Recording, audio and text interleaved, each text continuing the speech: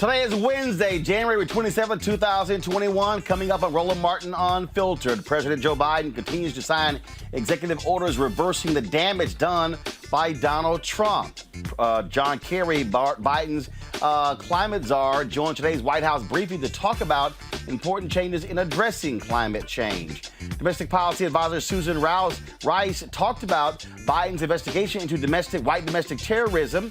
Biden also is turning back the changes made to Trump's housing protections. We will talk to housing experts about that. We'll talk also about the federal government, its media spending, and how they are shortchanging black-owned media. We'll speak with Ben Chavis, who heads the NNPA. Chicago teachers and others across the country are refusing to return to the classroom until it's safe of COVID. We'll talk with Chicago principal plus Steve Perry about that very issue. Plus, another former CBS reporter speaks out about racism and homophobia in the newsroom. All right, folks, we got a jam-packed show, including tribute at the funeral today of baseball great Henry Hank Aaron, laid to rest today. It is time to bring the funk on Roland Martin Unfiltered. Let's go. He's got it. Whatever the biz, he's on it. Whatever it is, he's got the scoop, the fact, the find. And when it breaks, he's right on time and it's rolling. Best believe he's knowing. Putting it down from sports to news to politics. With entertainment just for kicks, he's rolling. Yeah, it's on go, roll, y'all. Yeah, it's Roland Martin, yeah. Rolling with Roland now. He's funk, he's fresh, he's real, the best, you know he's Roland Martin now.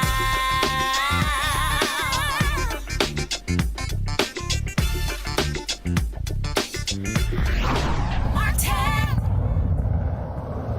White domestic terrorism is the biggest issue facing this country, according to the FBI, when it comes to the issue of terrorism. Yesterday, President Joe Biden's domestic policy advisor, Susan Rice, talked about the issue of domestic terrorism when Biden revealed a number of executive orders, those dealing with racial equity. Watch this. We have seen, and it's been plain for all Americans on their television sets, just how serious a problem we face from nationalists and white supremacists who have demonstrated willingness to resort to violence in some instances. And that is why the president has ordered the intelligence community to compile a comprehensive assessment of the nature of this threat and challenge and its origins and roots, and thus provide policymakers with inputs that will be very important to address this challenge.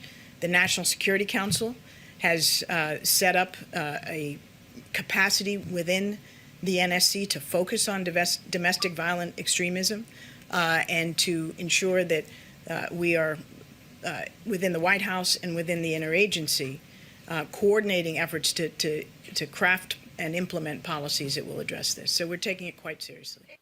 Let's go to our panel. A. Scott Bolden, former chair, National Bar Association Political Action Committee. Robert Portillo, Executive Director, Rainbow Push Coalition, Peachtree Street Project, and we'll be joined by Monique Presley, Crisis Manager and Legal Analyst. Robert, I'll start with you.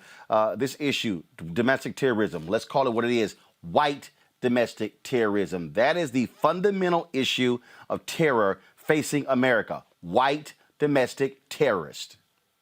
You're absolutely correct. And we can go back to Sandy Hook. All these years we've been calling them school shootings. Those are white domestic terrorist attacks. If you want to look at Oklahoma City, if you want to look at Ruby Ridge, if you want to go back to the Branch Davidians, this has been growing and metastasizing long before President Trump was in office and will continue long after him. But the difference is now we can actually address them in an honest and cohesive manner. We have seen the power of these online chat groups of QAnon and 4chan in motivating many of these white supremacists. We have seen that they are well armed. They have have tactics, they have bug out bags and kits and all those other things. So they are ready for war in this country. They're ready to tear this country apart. And we do not attack them the same way we went after the Islamic State, the same way we went after Al Qaeda. Then they will be working to destroy this country from the inside out for generations to come. So I think the domestic policy priorities of the Biden administration have to be predicated on bringing down many of these terrorist networks and bringing down the politicians who have infiltrated our political system that are supporting them and that are their gravamon, that are their leaders in the Congress and the Senate and even in the White House. And that's why we have to have a full investigation, a 9/11 style commission to root these people out, to prosecute them, to arrest them, and to jail them. Scott, again, the charge to prosecutors should be focused largely on getting the job done, putting these people away. And again, the reason we are saying white domestic terrorism is because we got to call it what it is. America never wants to call out white folks. Never. Now, the FBI under Trump tried to call black identity extremists or whatever the hell they want to call it. No, we're going to call it what it is. White terrorists, white domestic terrorists. Well, the first thing you have to do to fight white domestic terrorism is to rid yourself of this white privilege and this second big lie. What is that second big lie, Roland? You could say it with me, that black people are killing police officers and therefore they are a threat, like Black Lives Matter is a threat to the police. But what do the Pew Trust reports say? What do DOJ statistics say themselves? Who's killing white police officers around this country on an annual basis, right? White hate groups, white conservatives, white Republicans who are activists on the far right, who are those white domestic terrorists. Who'd they kill up on the Capitol last week or 2 weeks ago? Those were white insurrectionists, conservatives, far right domestic terrorists who killed that police officer. So we got to blow it out your mind that this white privilege says black people are a danger to police officers and they're shooting and killing black people because they feel threatened for their lives. They ought to be afraid of white conservative terrorists more so than Black Lives Matter. And so it's about time, take a fair look at it, right? Because free speech, which is what they'll cloak themselves in, has never been free speech, or violent speech has never been free speech for black people. And so hopefully we'll get to the bottom of it with the DOJ cooperating with the Biden administration. Monique. Well, the big lie is not really what happened this past January. The big lie is that the black people, and I'll expand it and say people of color in the United States, are the ones that we need to be afraid of, the ones that we should be terrorized by, when it's been clear decade after decade after decade that there is a real problem in this country with young white males and the level of anger and hatred that they carry, and the way that it is used in order to just commit crimes, heinous crimes against citizens of our country. And the things that happened last week in the Capitol, the things that happened in Oklahoma, the things that happened in Florida, the things that happened at Sandy Hook, that's not black folks. And it's never been black folks. And we've had the right to be as angry as anybody. We've had the right to be as hateful as anybody. But we've never turned that inward on our own government and thought that the way of solving our problems was by committing sedition against our own government. We've always fought to fix the system and to be recognized for who we are as human beings. And this is something completely different. And Roland, Go ahead. Roland, I think it's also important to remember that what happens when you don't address these issues at the time. We saw what happened in Michigan, where they stormed the Michigan Capitol and tried to kidnap the governor there. We did nothing to those people. Many of those people went home scot-free. We saw them nearly storm the Capitol in Kentucky, hung an effigy of the governor there and burned it outside of the Capitol. We did nothing at that point. There was a plot to kidnap the governor of Virginia, and we never rooted that out. So then when January the 6th happens, it's not as if that was a surprise. That was but they did 3 or 4 dry runs of raiding capitals around the country, and then they took it to the national level. So if we don't address it now, then what's the next step after this? Do they really break in next time? Do they really get to kidnap the vice president? Do they really kidnap the Speaker of the House? Do we see ourselves go from an actual republic into a military police state trying to put down domestic terrorist insurrections year after year? So it's very important and crucial not to make this a campaign or an election issue, not to make it a partisan issue, but everybody should be on board with this effort to break down these terrorist networks. That is the case, and again, but you got to call it what it is. And too often, major media doesn't want to do that. White folks don't want to do that. And I can guarantee you, if there were a bunch of Muslims or black people walking around, they would be calling them Muslim terrorists, black terrorists. That's what they would be doing. And we all know it. We all know it. All right, folks. One of the things that we also talk about on this show, we talk about money, and we talk about, again, the importance of money. Yesterday, President Joe Biden unveiled one of his executive orders dealt with the issue dealing with racial equity. And we talk about racial equity. We got to do what we're talking about, money. Susan Rice also spoke about that in terms of mandating all of the federal agencies be focused on that very issue of equity, putting that at the forefront.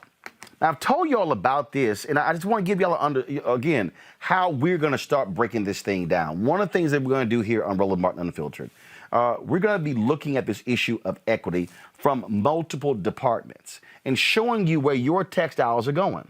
Now, the other day, I had a 45-minute conversation with Joe Anthony, who is suing DDB over him helping them get a $4 billion contract with the U.S. Army. A 10-year contract, $4 billion. That's $400 million a year. Now, I told you the amount of money that the federal government spends every single year when it comes to media advertising and how we are locked out. Well, when I was talking to Joe, I referenced a 2018 report that was commissioned by Congresswoman Eleanor Holmes Norton by the Government Accountability Office. The NNPA, the National Newspaper Publishers Association, the Black Press of America, asked her to put this together so they can have a real accounting of how much federal money, your tax dollars, are being spent and where is it going. That GAO report revealed federal agencies spend very little advertising with black and other minority-owned businesses. According to their report, between 2013 and 2018, federal government agencies spent $5 billion on advertising. Let me repeat that for y'all. $5 billion in 5 years. $327 million went to minority-owned media companies.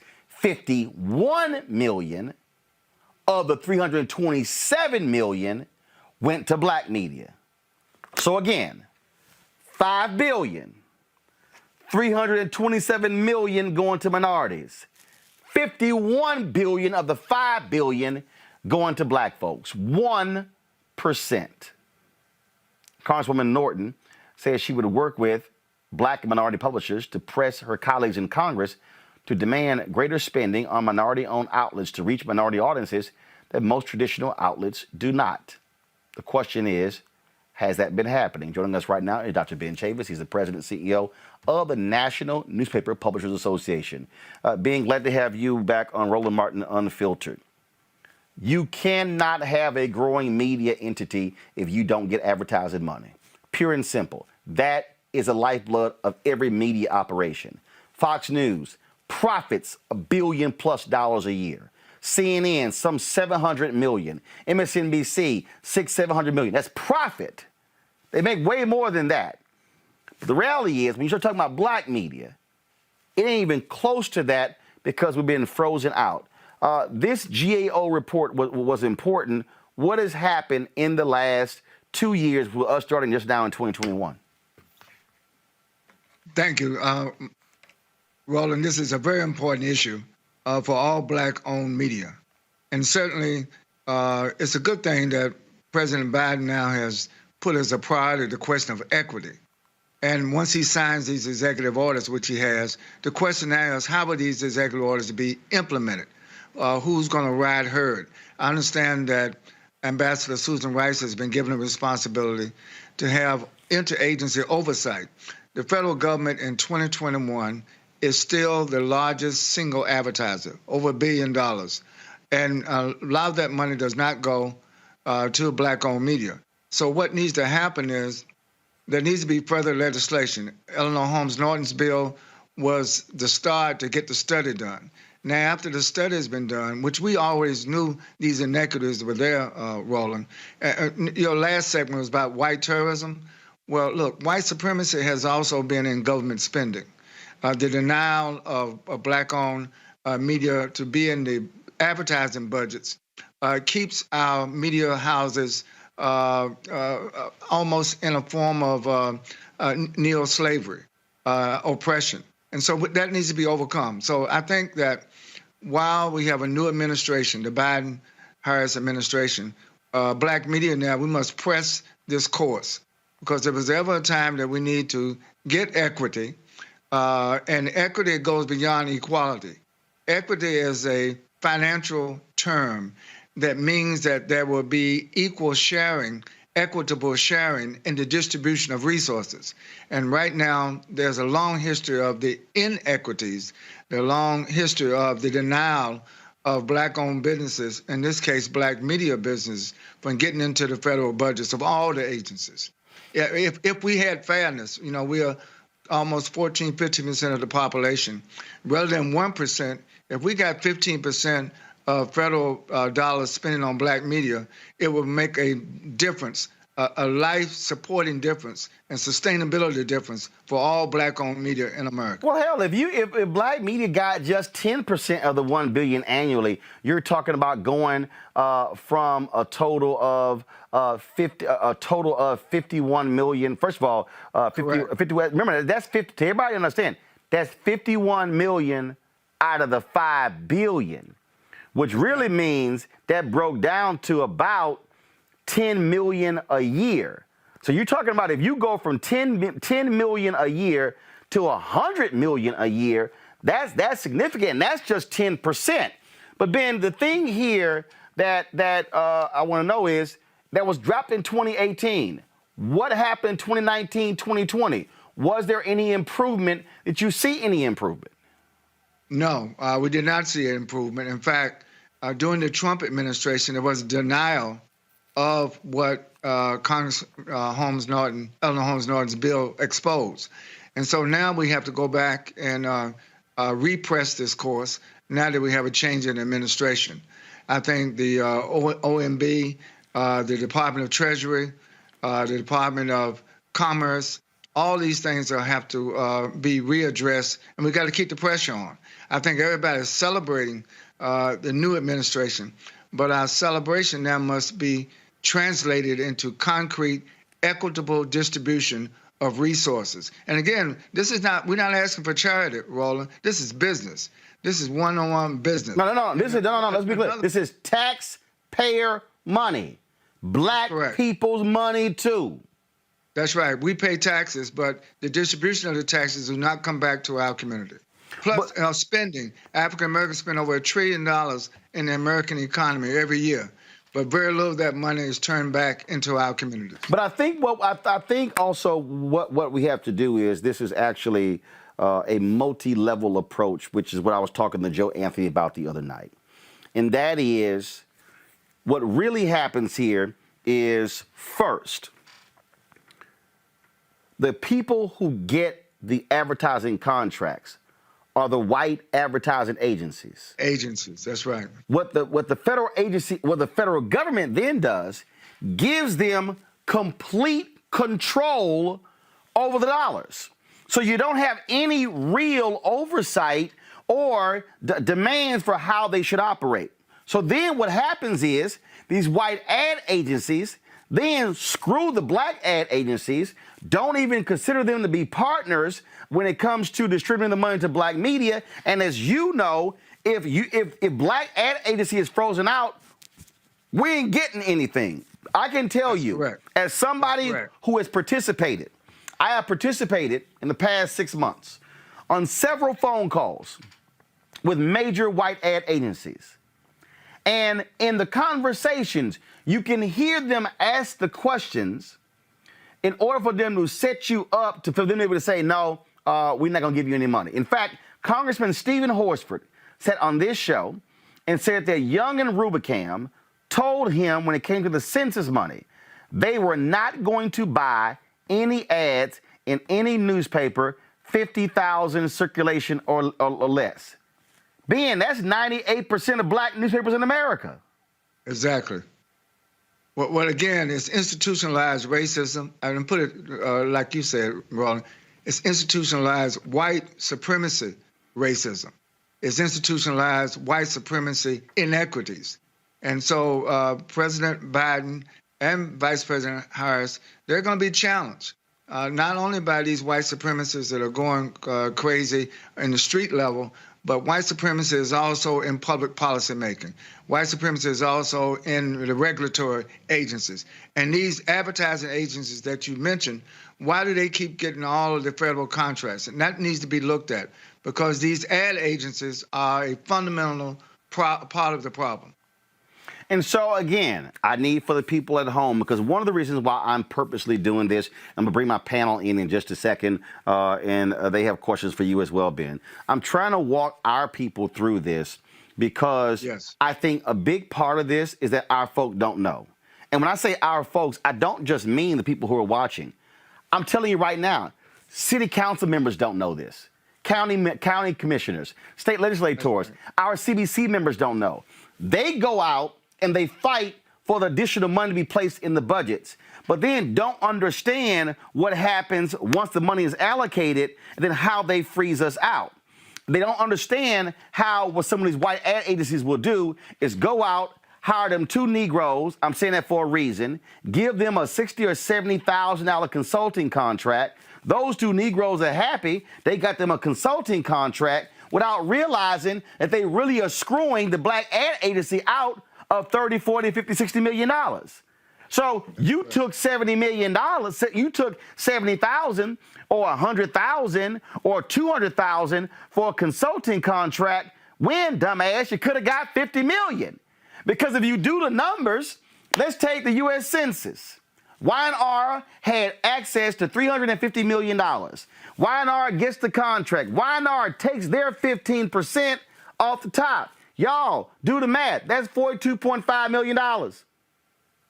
Then they assign it to another agency that they own. Then they get their cut. Then they assign to another agency that they own to handle the digital, the print, and the broadcast. They all getting cut.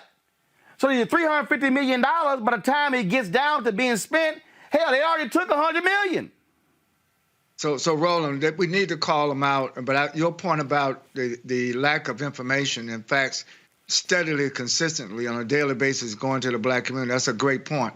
What I think we should work together, Roland, we need to come out with an equity report card on all the ad agencies, on all the federal agencies, anybody dealing with advertising dollars in the government sector, not on the federal level, state level, municipal level, and county levels.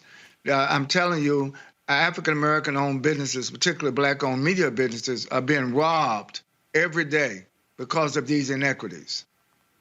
So, again, for everybody who's watching at home, I'm trying to connect the dots here so people understand what we are dealing with. And what we're dealing with right now is how the system is set up. And then what they then do is they then begin to look into the loopholes, then how to freeze people out.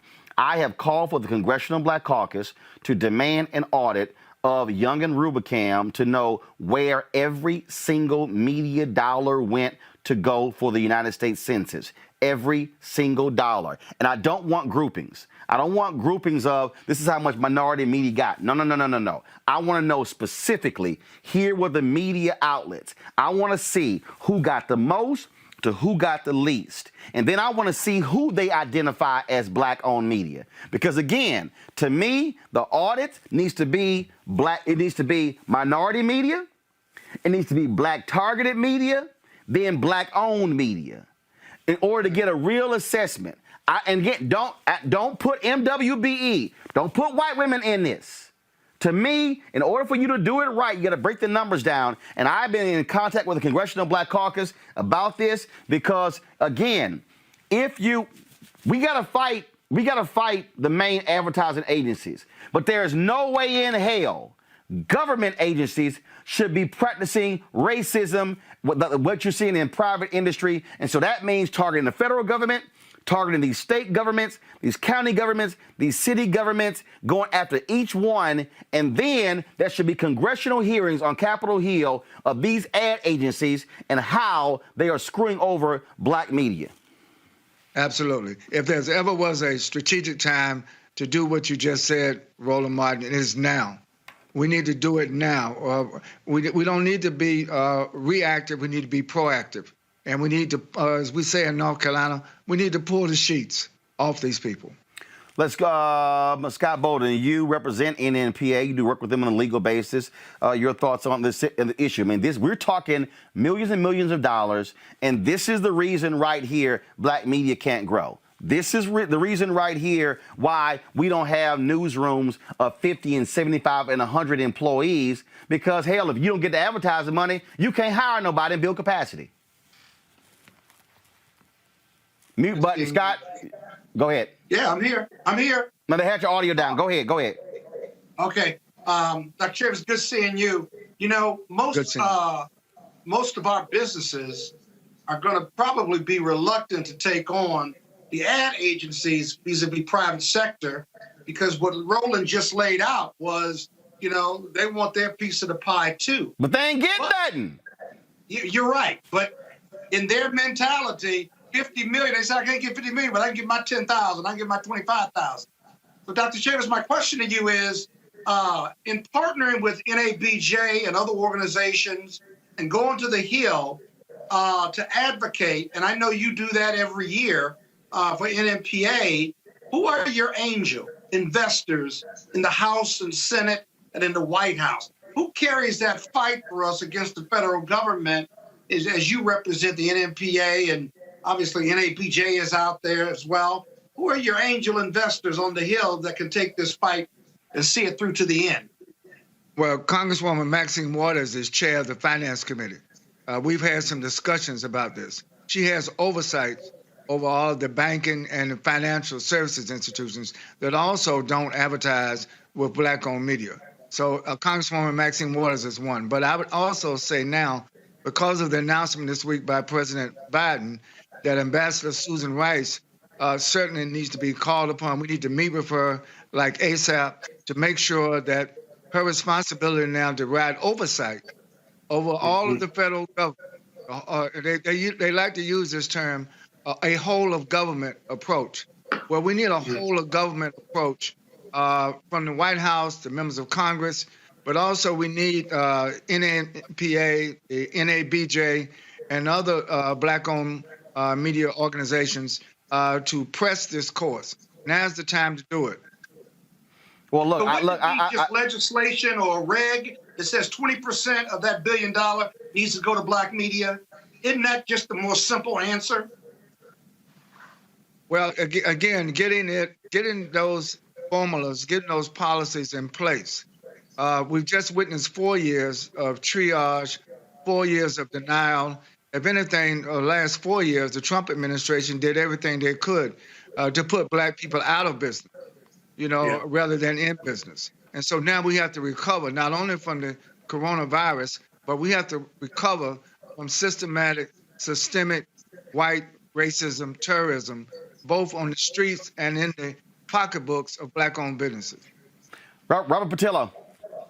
One of the things that we've seen this year in particular is the need to address black audiences. During the campaigns, there was a special effort made to target black folks, and in many ways that was brought Democrats across the finish line. As we're rolling out the coronavirus vaccine, there's been a great emphasis on communicating with black communities. The military each year is one of the largest advertisers in the country, and they're more than happy to recruit black and brown people for the military, but they aren't spending that money in with black and brown media outlets. What can be done done legislatively? What can be done, put into law that will not violate any, what the model legislation out there that would address these issues? Because simply put, this is a line item in a budget issue that that could pass very easily. But where's the legislation at, and who's pushing that legislation? 1 second. So before you go there, let me unpack this here. There were people who were patting themselves on their backs about the amount of money that was being spent on black media. But let me be perfectly clear. It simply was wholly inadequate. Now, you're talking to somebody who did get money from the Biden campaign, Ossoff and Warnock campaign, the DSCCC. Was it what it should have been? Hell no.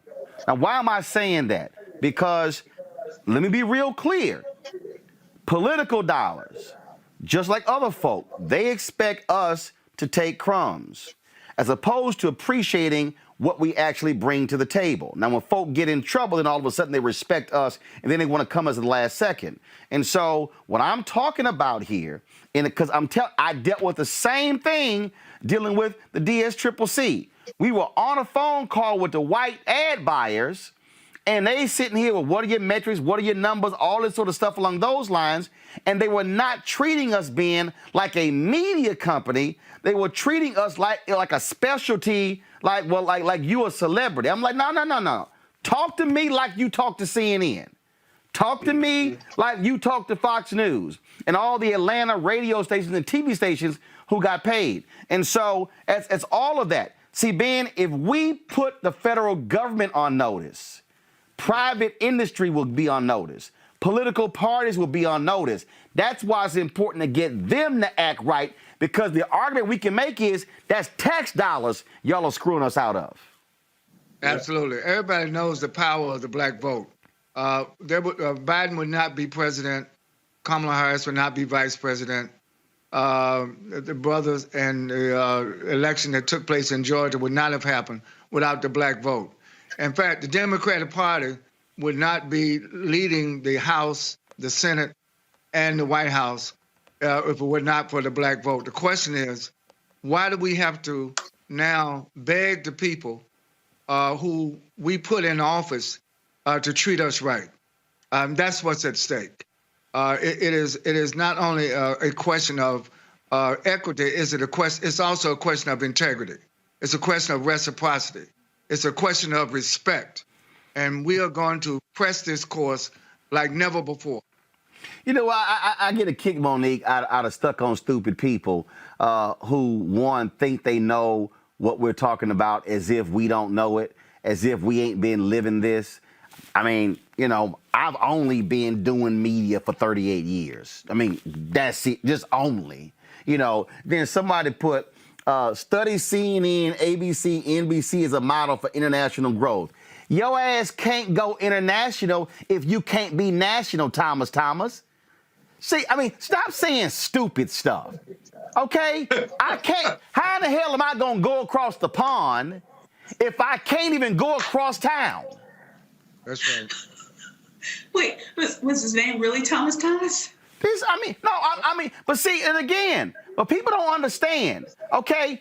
You do not have a dedicated individual who covers Congress for black media because we can't afford the extra staff. This is a numbers game. Look, I got 12 people who work for me. Do you know a bunch of black newspapers ain't got 12 people? And again, it's capacity. If you're not getting the dollars, you can't hire people. You can't hire people, you can't cover stuff. You can't cover what's happening in your city, you sure as hell can't cover the state. You can't cover the nation, and you can't cover the world. Okay, yes. Is it my turn? Yes, go. All right, I'm ready. So from last night, and thank you, Roland, just in the middle of the night, the wee hours of the morning, coming onto my live. But I want to continue that conversation because I was talking about this word equity and the difference between equity and equality, and how grateful I am for this current administration that understands that it's not just nomenclature. And where I guess I would agree, I'm not going to disagree with Dr. Chavis. I love you, Dr. Chavis. God bless you. But the rest of y'all, the way that I'm going to disagree is it's not just money. Because when we look at the difference between equality and equity, and then if I dare go from equity to justice, what I'm saying is equality is everybody gets the same thing. You get 3 apples, you get 3 apples, you get 3 apples, you get 3 apples. It's too late for the United States with that because we have slavery in the vestiges of it. We have discrimination in the vestiges of it. We have Jim Crow in the vestiges of it. We have redlining in the vestiges of it. We have inadequate school systems in the vestiges of it. So we're living in what could have been equal 3 centuries ago, but no. All right. And so we got to get to equity. And that's where President Biden and Vice President Harris, thank you, Black woman winning, and the administration, they're saying, but it's equity because equal doesn't matter if one person only has 1 arm and the other person has 2. So what we got to do now is we got to give ladders. We got to give extra funds. We have to give incentives. We have to make ways so that the result, the outcome is equal. And I'm thankful that they understand that difference. GW, George Washington University, I think it's their Milken Institute. They have a great study on this of equality versus equity. What is the difference? What does it mean? Why is it important for disenfranchised people? So I would encourage you all to go and look that up right now. I will give you the website, but Roland get mad at me if I look at my phone. Mm-hmm. So Ben, go ahead. Look that up. But here's the thing. They go further and they say equal is you get a ladder, you get a ladder. My tree has a lot of apples on my side. We on the same tree. Your side is barren. Equity is I've got a ladder, you've got a ladder. I've got some apples, you got a few apples. We're helping you reach a little bit higher so you can get to some of my apples. Justice. All right. Monique, you're repeating yourself now. You get like Scott. You get like Scott. But that sounds like equitable. You get like Scott. Hold on. Ben respond. I got it, Monique. Ben respond. Ben respond. I think that we should not get hung up in the semantics of the difference between equity and equality and empowerment. We need all 3. It's not semantics. And I think that we have to press the course. There's no difference of opinion. The question is, what are we going to do about it? We have a problem, and this problem is a serious, systematic problem, and we need to work together to address this problem.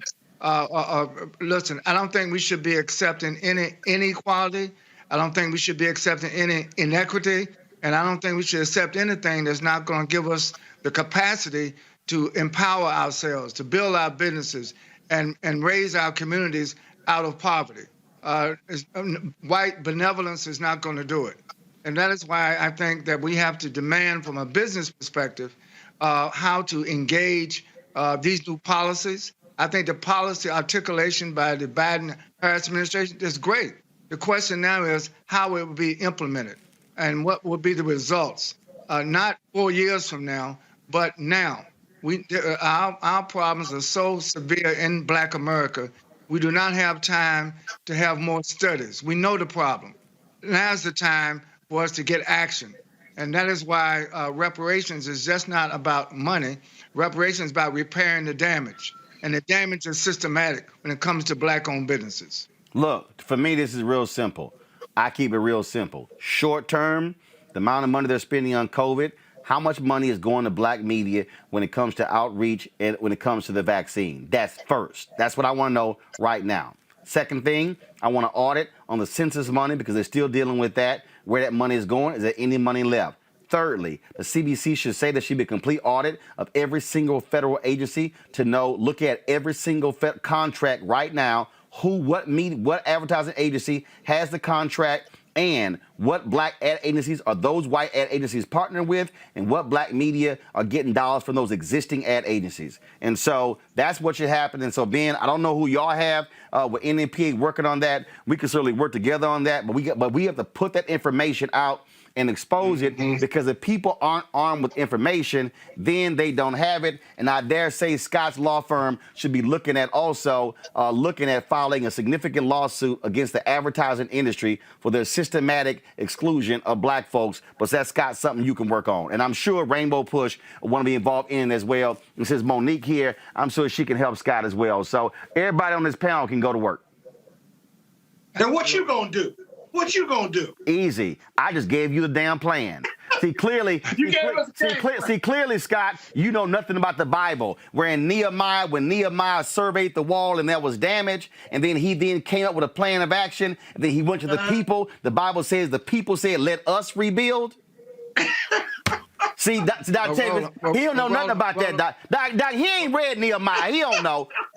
But look, one good thing I can say about Scott Boland, he's the general counsel for the National Newspaper Publishers Association.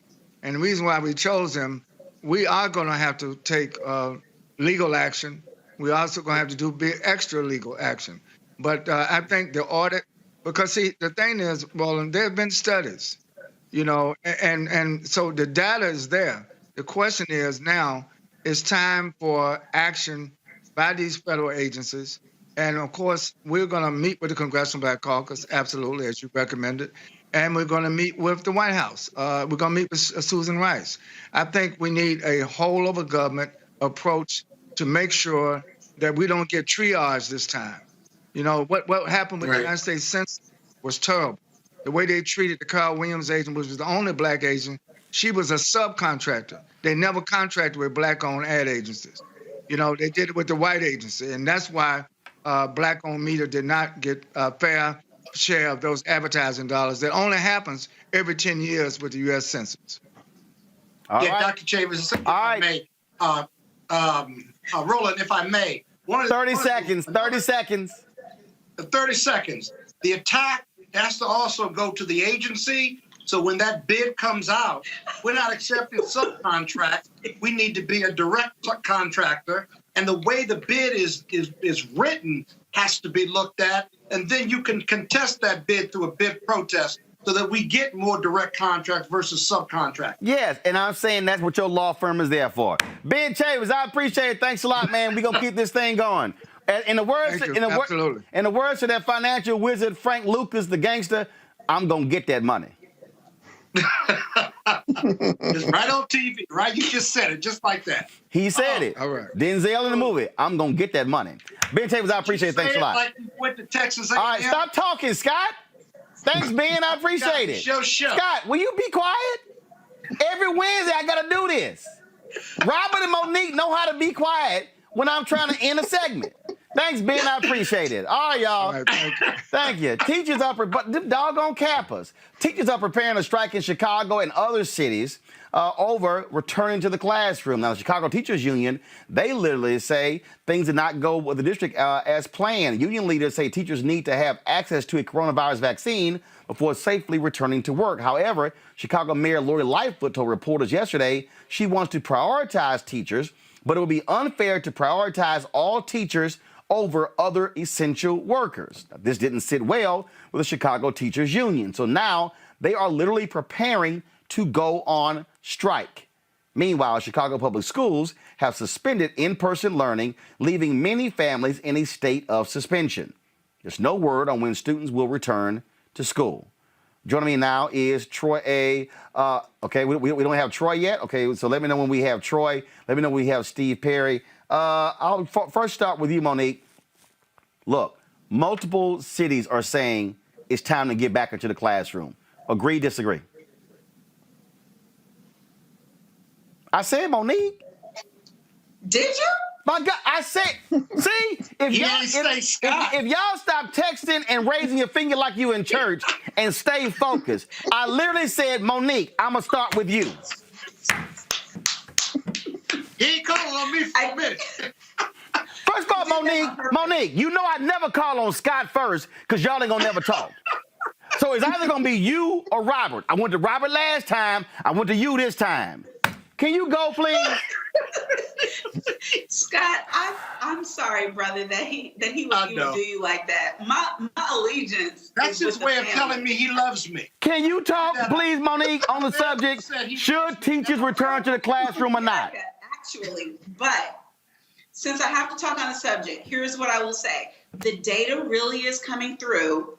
We got to believe the science, believe the data. And for the schools that have had hybrid methods, for the schools that have been onboarding more and more students, it has been successful with very low cases coming from the children going to school. And so all I can say, I'll offer myself up as a test case because I've got one student who's never been to a school since whenever we stopped going to school, March.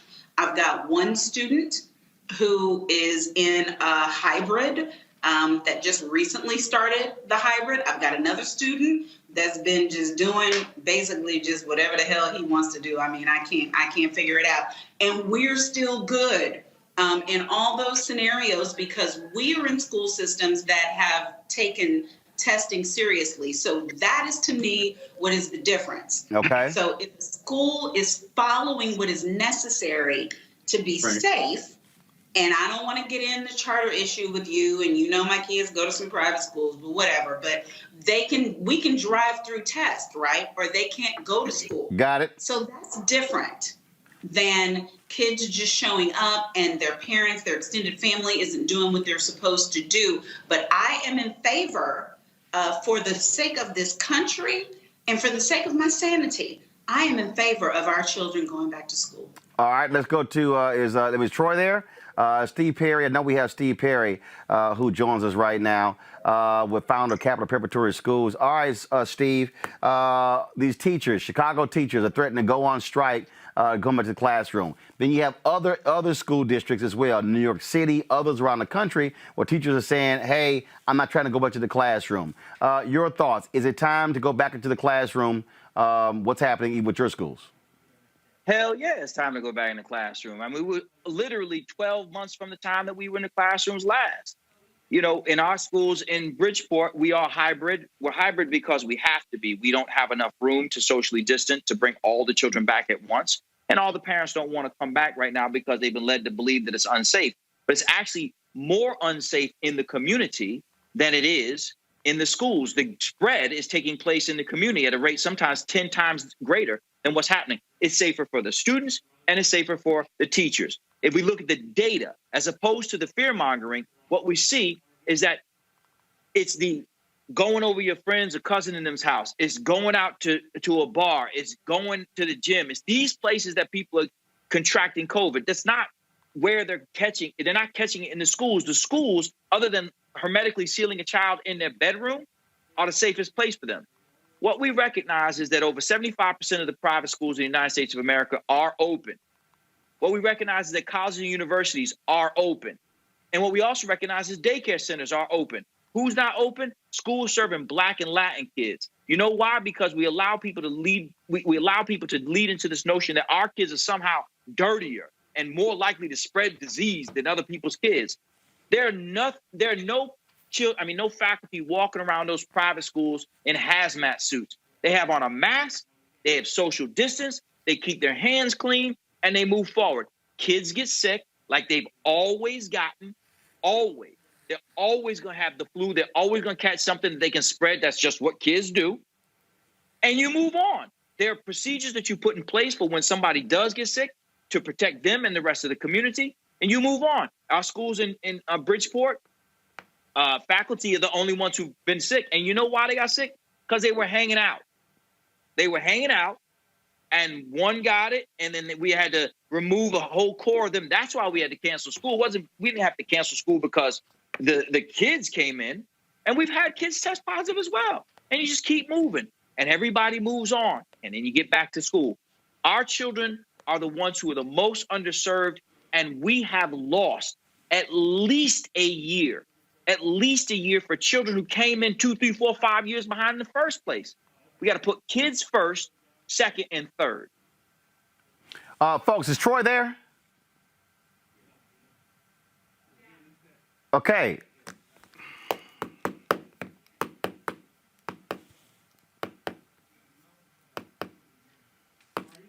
All right, thank you. Troy LaRiviere, president of the Chicago Principals and Administrators Association. Troy, why are Chicago teachers pushing to go on strike? Why are they pushing to go on strike as opposed to putting practices in place to go into the classroom? I think what people have to understand with the situation in Chicago is that there's a huge trust issue between parents, teachers, and principals on one side and the district on another. There's just a historical pattern by our district to not live up to its promises, to do things that question their trustworthiness in the eyes of principals, in the eyes of teachers, in the eyes of parents. So in this case here, Chicago teachers say they should all get the vaccine first, but the mayor says, no, you shouldn't be skipping other folks who might be in other high-risk groups.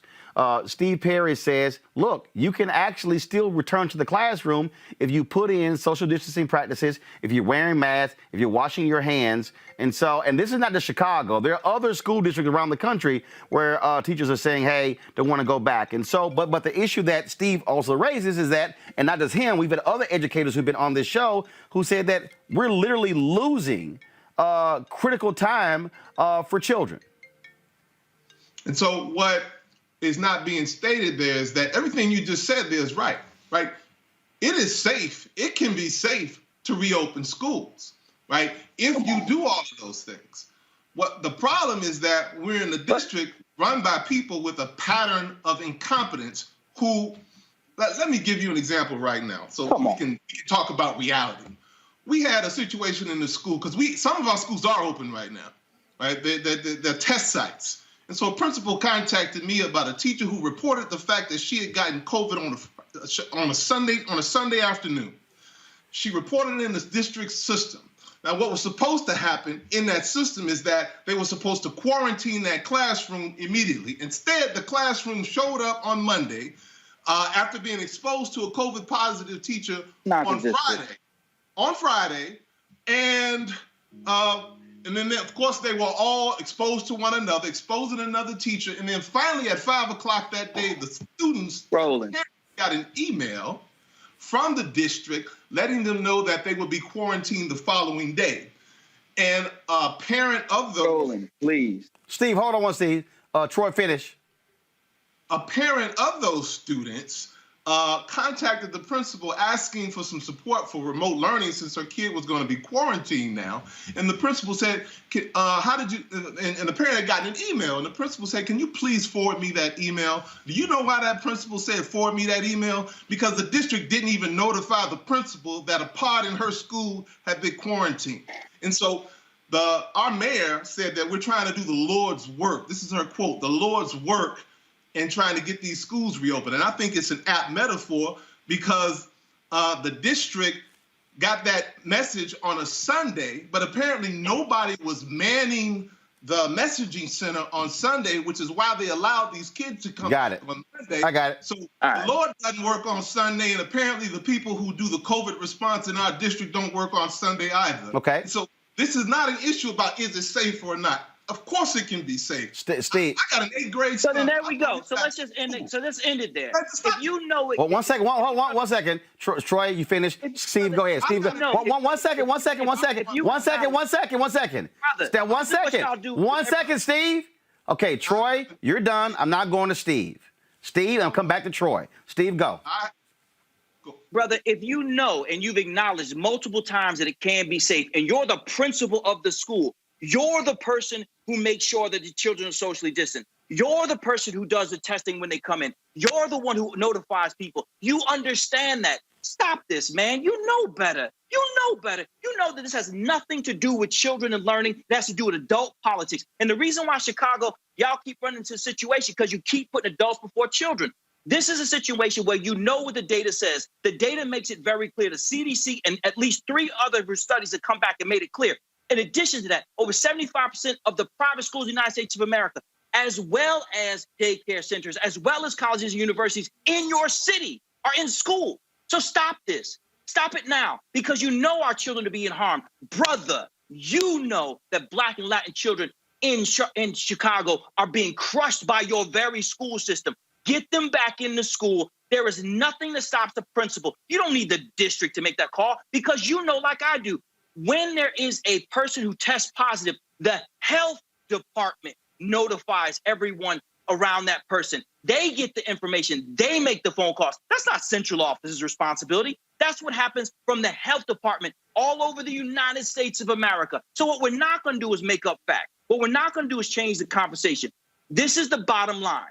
When you put children first, you know that you use the data. The data is clear. Schools are not super spreaders. You've acknowledged at least 3 times in your comments that schools can be made safe.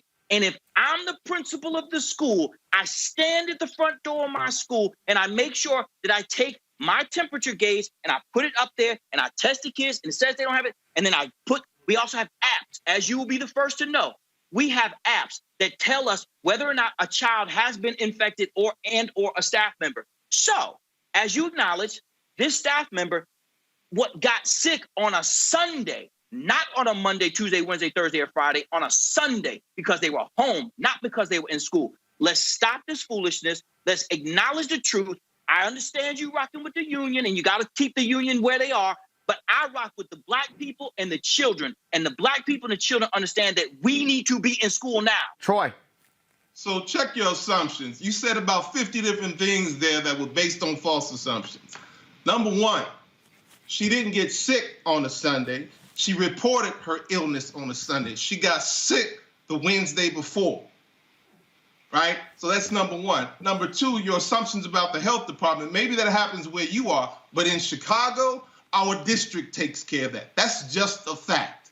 And so if I'm the principal, I don't control whether or not, and so let me give you an example. Another thing that happened was a principal reported to, a teacher reported to a principal that she had become ill. She got so ill that she ended up in intensive care. And so the principal reports to the district because the principal wants the contact tracing to happen. She reports this to the district, and the district says there's nothing they can do about it because the teacher has to report it to them herself.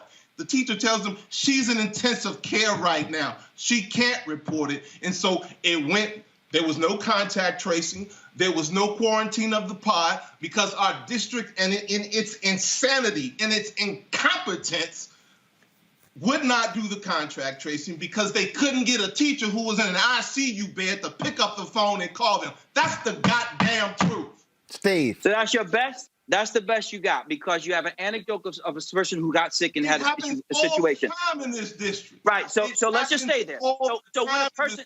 Let me give you some more. Hold on. Troy, wait. Brother. Troy, hold on. Troy, hold on. Troy, I'm going to let you come back. Steve, you can talk. Back to Troy. Steve.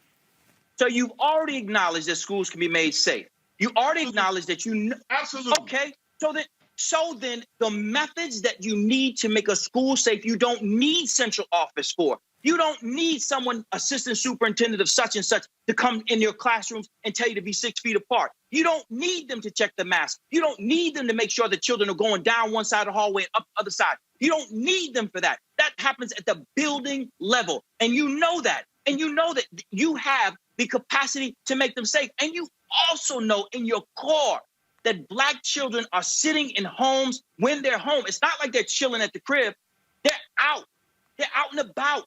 They're doing all sorts of things that have nothing to do with education. And I can't even imagine what your truancy rates look like when you don't have children who can even log on. Today, when I was in classes in Harlem, the Bronx, and Bridgeport, because we're all over, Zoom was terrible. It was glitching like crazy today.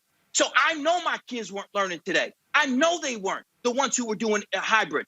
So who am I to call myself an advocate for children when I know that I have my children in a situation that is not in their best interest? The best interest of the children is to be in schools. I send my sons to my school. I send my niece to my school. I send my children to my school. I go to my schools because I know it's safe enough for my blood and it's safe enough for other people's children.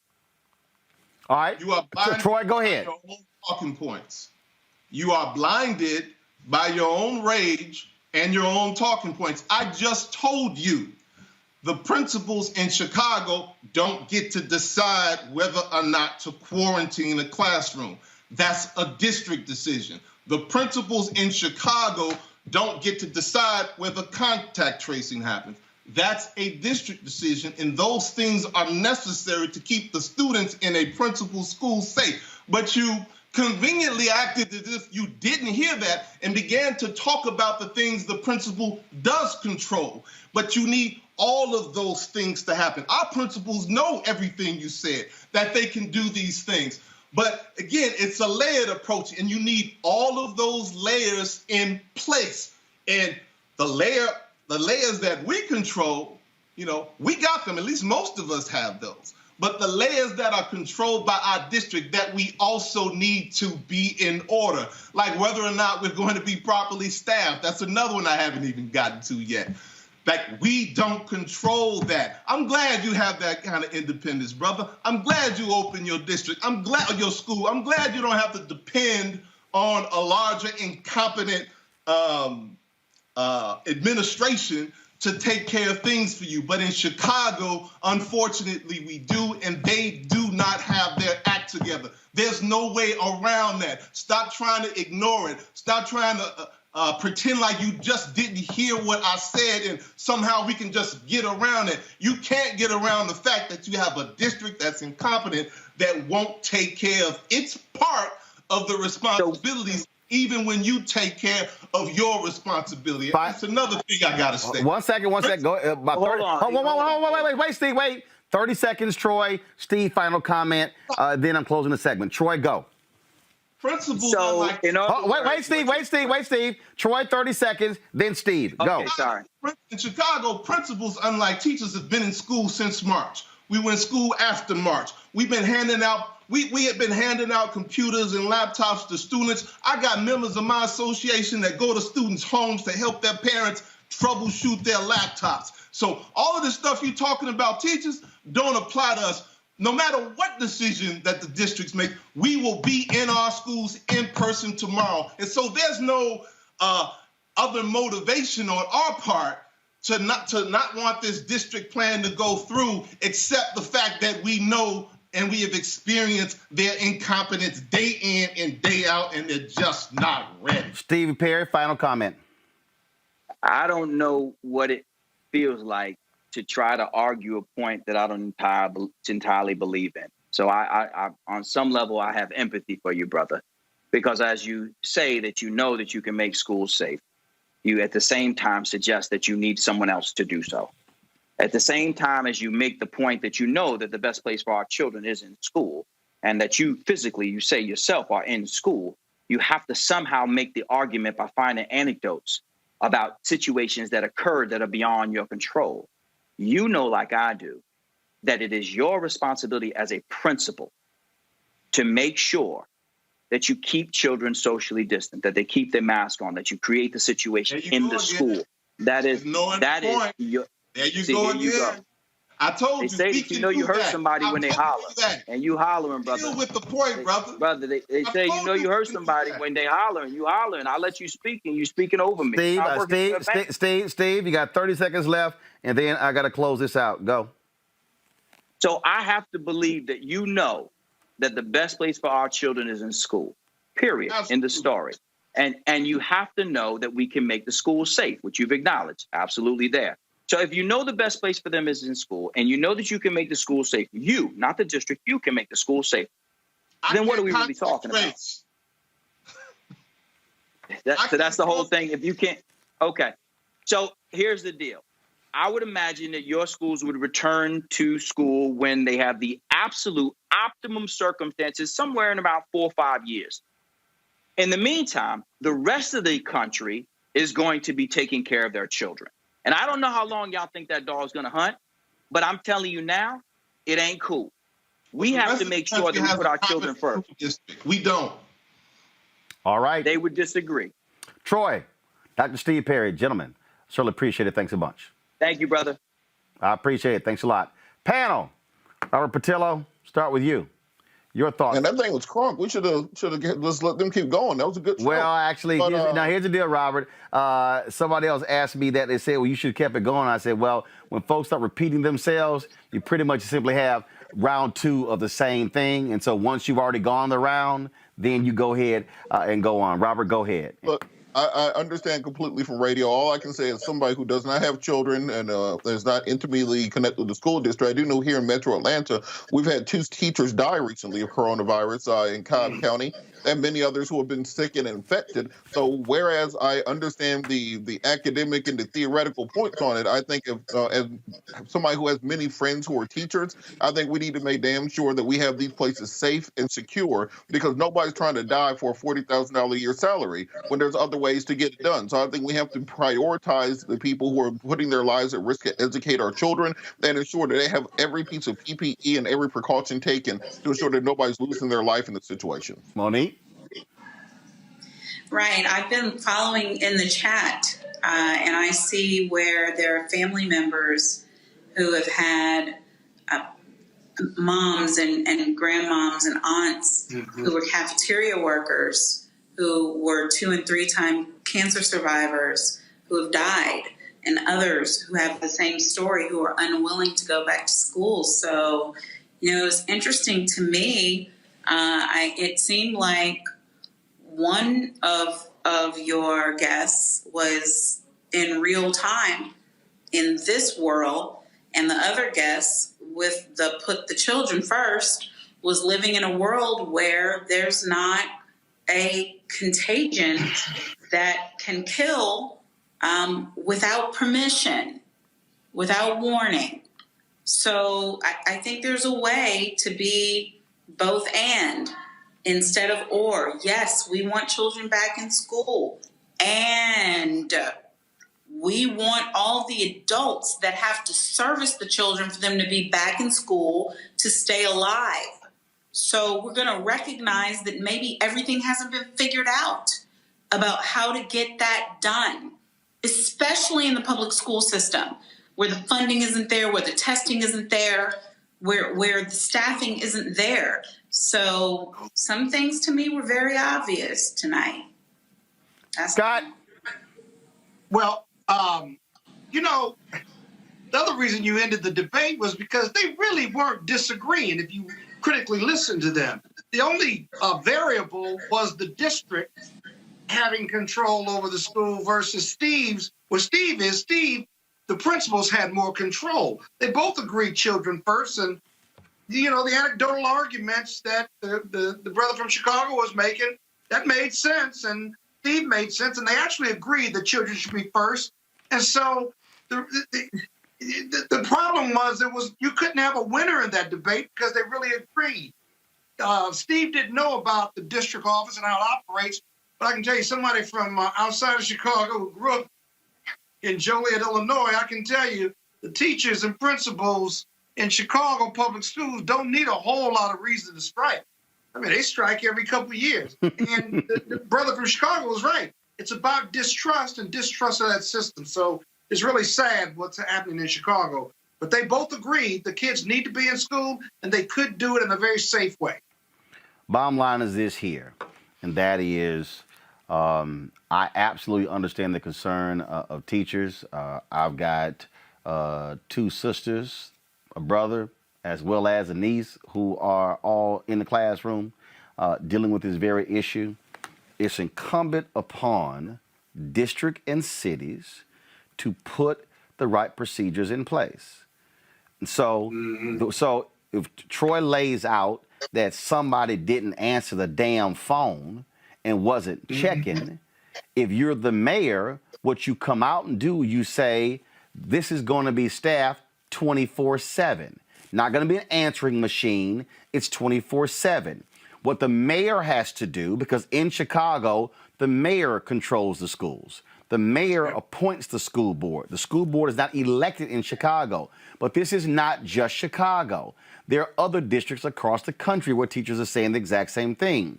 What city leaders and district leaders have to do is lay out the plan of action to return back to school, articulate it to principals, administrators, teachers, and parents so everybody is clear, so somebody is comfortable that if a teacher tests positive, if a student tests positive, you have an immediate plan of action that goes into place.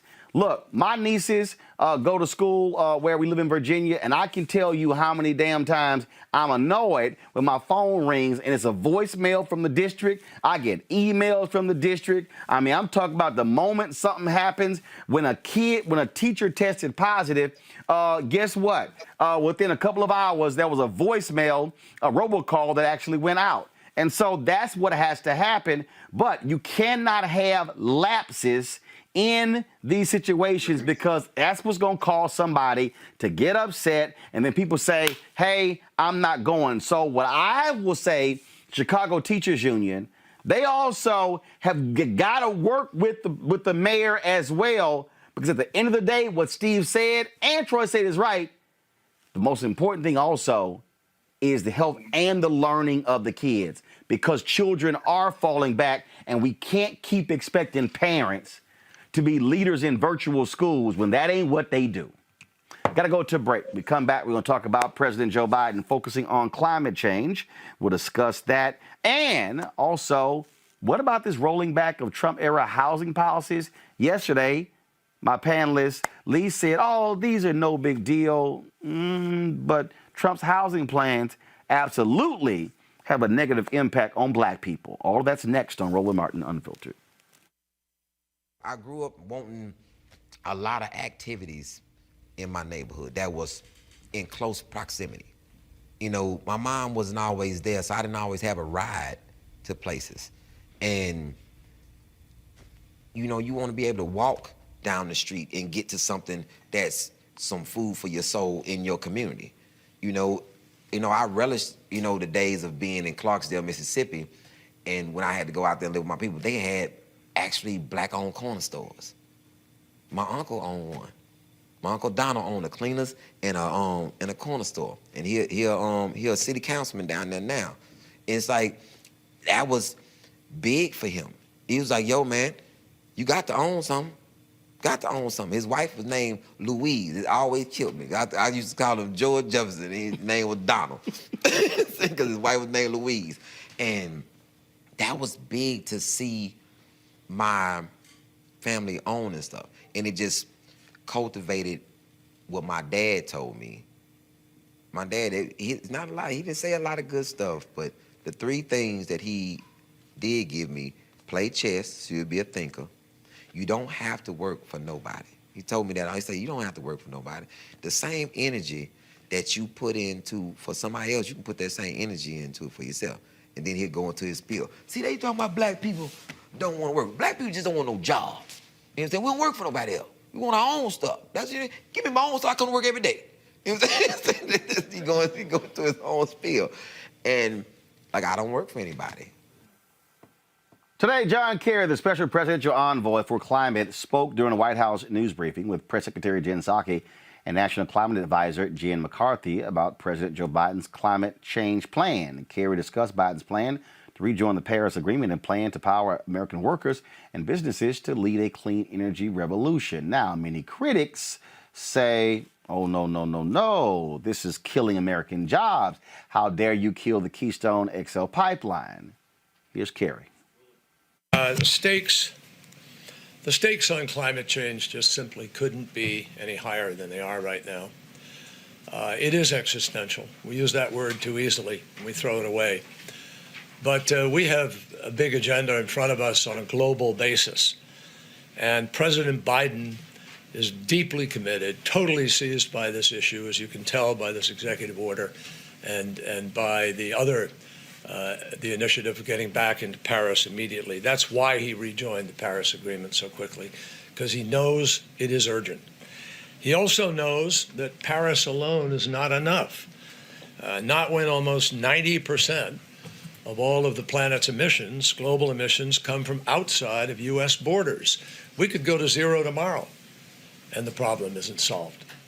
So that's why today, 1 week into the job, President Biden will sign this additional executive set of orders to help move us down the road, ensuring that ambitious climate action is global in scope and scale as well as national here at home. Today, in the order that he will sign that Gina has described to you, he makes climate central to foreign policy planning, to diplomacy, and to national security preparedness. It creates new platforms to coordinate climate action across the federal agencies and departments, sorely needed. And most importantly, it commissions a national intelligence estimate on the security implications of climate change to give all of us an even deeper understanding of the challenge. This is the first time a president has ever done that. And our 17 intelligence agencies are going to come together and assess exactly what the danger and damage and potential risks are.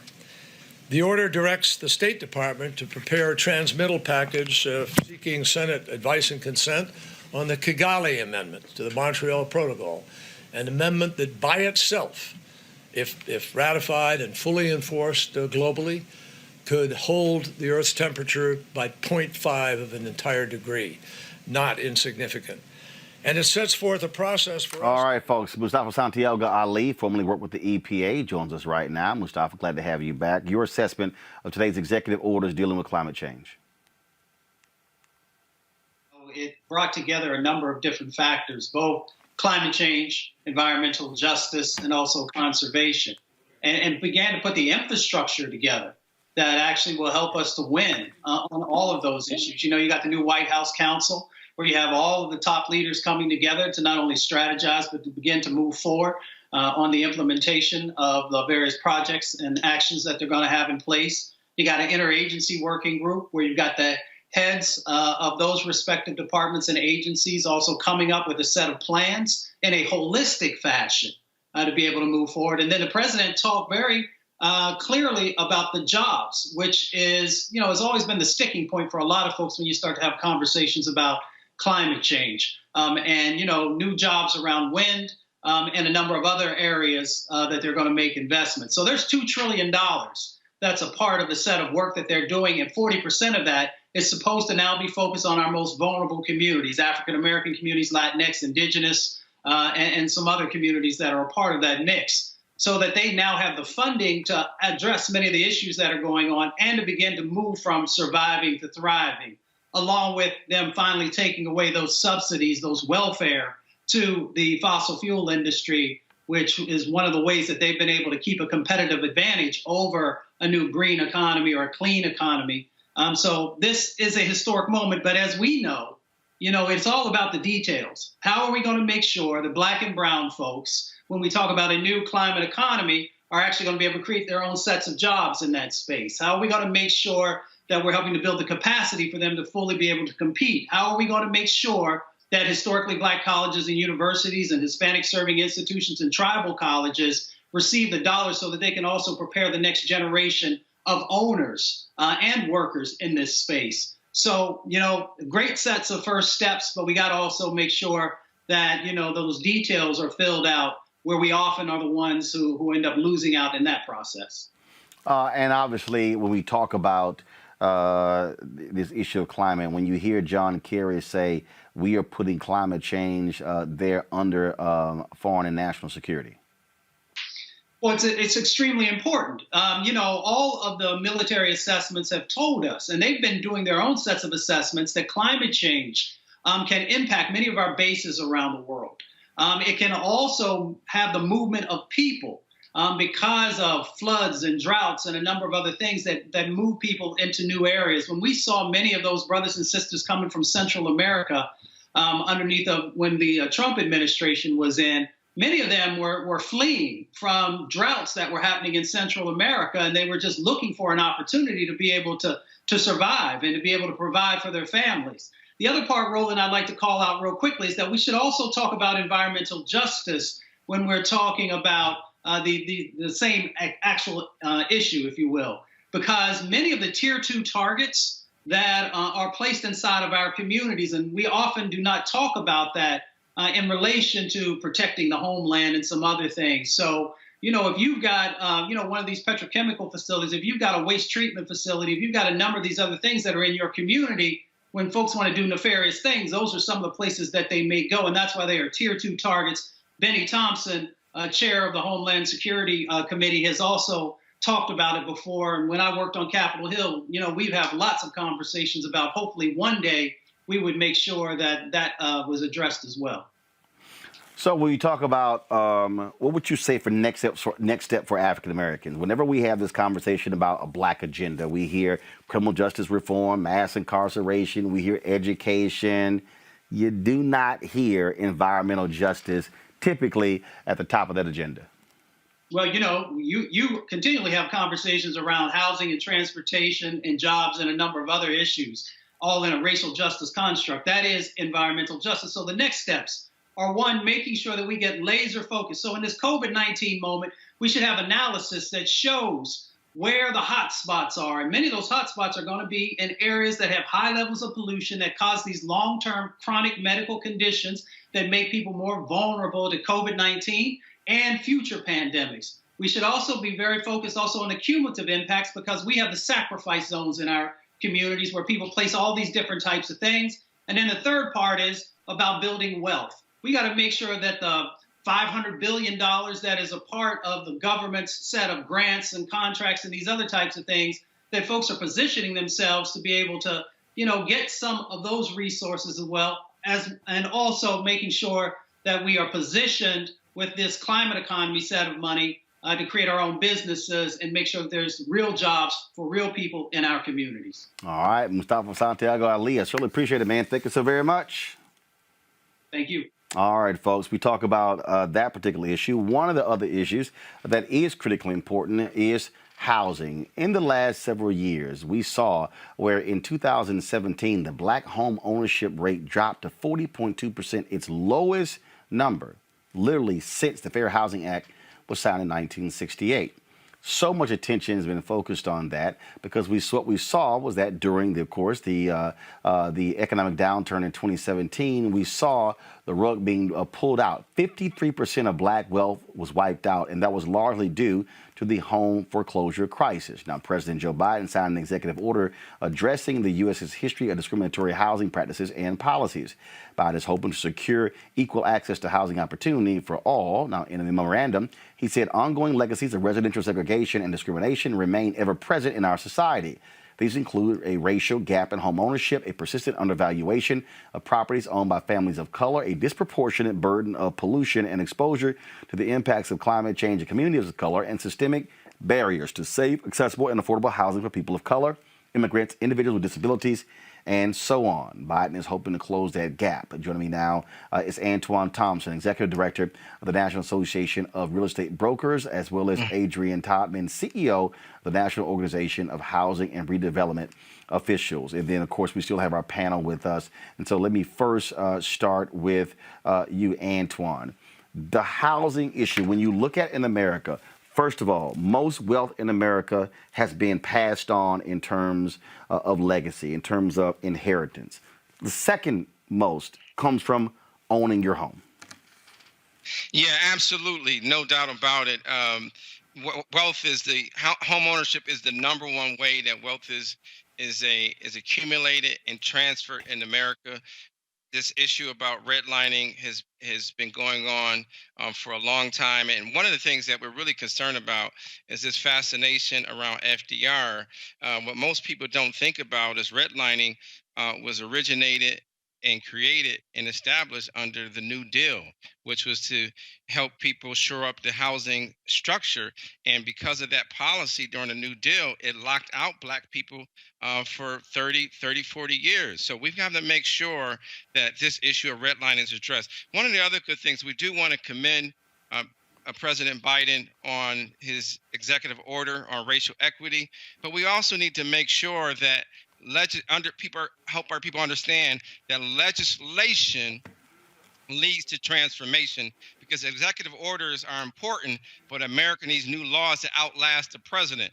What we learned for some of our folks the last 4 years, everything that President Obama did in terms of executive orders were rapidly undone by Trump. So we got to get, these are great first steps. It set the tone for the conversation, but we need to get some laws on the books to deal with strengthening the Community Reinvestment Act, which has very little teeth. The Justice Department has done a lousy job going after people that redline, exclude Black homeowners and Black business owners from getting loans. The other thing is that we've got to make sure that we put the home ownership back into HUD, right? We got a nice Congresswoman Fudge is up for confirmation hearing tomorrow. We have a very robust agenda for the Department of Housing and Urban Development and a few other agencies as well. But we've got to get some more home ownership really coming out of HUD with real dollars, real grants, real capital improvements dollars so we can invest more in home ownership. The other thing is that this issue around student loan debt. Most people are not aware there is a disparity in how HUD calculates student loan debt compared to Fannie Mae and Freddie Mac, where you get those conventional mortgages. Fewer than 5% of Black people in America get a conventional mortgage. So we're heavily dependent on mortgages from HUD. And right now, their pricing is difficult. It makes it more expensive for Black people to get housing. So there's a lot of things that the Biden administration can do from a regulatory perspective. In fact, the student loan debt calculation, they can do that on day one. So prayerfully, they'll hear this message. But there's a lot to do to put some teeth behind some of these proposals. Adrian, I want to pull you in. Look, what we saw after the home foreclosure crisis, we saw these banks hold on to those homes. They lied to the people about toxic assets, held onto these particular homes, waited for the housing crisis to rebound. And then what they did is they then sold blocks of homes, 20, 30, 40,000 to these hedge funds. Now we have a significant number of Americans who are renting and not owning. There are people out there who are ready to buy their first home. They simply have been priced out. I can tell you in the last 18 months, I probably have gotten 100 text messages from people trying to buy my house in Dallas. And I keep responding 100 times, hell no, I'm not selling to y'all. And so where we are now is we have a nation where these folks are making a killing off of renting, and there's few housing stocks. So if you're trying to have a place to live, you got no choice but to rent. Right. Disinvestment in the Black community is not a notion, it's real. And what happened yesterday was tremendous. You had a president of the United States not just acknowledge the role the federal government has had in this disinvestment and segregation. You then had him say, we can do something about it. And then he told his agencies what he wanted to have done. You don't see that happen every day. And so we were really, really excited. Now, some folks might say it wasn't enough. It was just words. It's just signing a document. But leadership on these issues have to come from the very, very top. And we did not see leadership on these issues during the last administration. So it is the right time to begin to dig deep. And it's not just homeownership, right? We have about 2.4 million of our children who live in subsidized housing.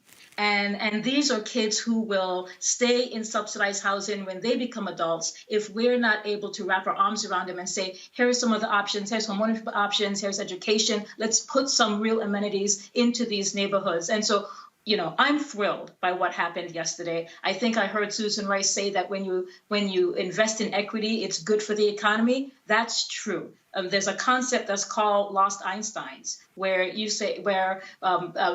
people who are disenfranchised have children who are not exposed. We have so many people in Congress right now who are giving credit to their time in public housing as the reason why they had the stability to be a leader today. But we see so many of these communities from time and time again just not get the investments they need. And it's not because people don't know the math. It's because people know that for a large part, these are communities of color. These are Black people. These are Latino people. These are folks who probably, aren't rallying to calling their congressperson every day. And that's why this country has been able to get away with this disinvestment, is because these are folks that many people think can be just lost and thrown away. It's wrong. So I'm really impressed with what the president did yesterday, and we're excited about the future. Robert Patel, I'm going to bring you to the conversation right here, along with the other two panelists. Again, the reason this is critically important for us when we talk about housing is because most folk don't, again, connect the dots. The condition of neighborhood schools is tied to housing. When you look at crime rates, tied to housing. Because if you have an area where you have homeowners, then you have an area where you have renters. Typically, one is more transient than the other.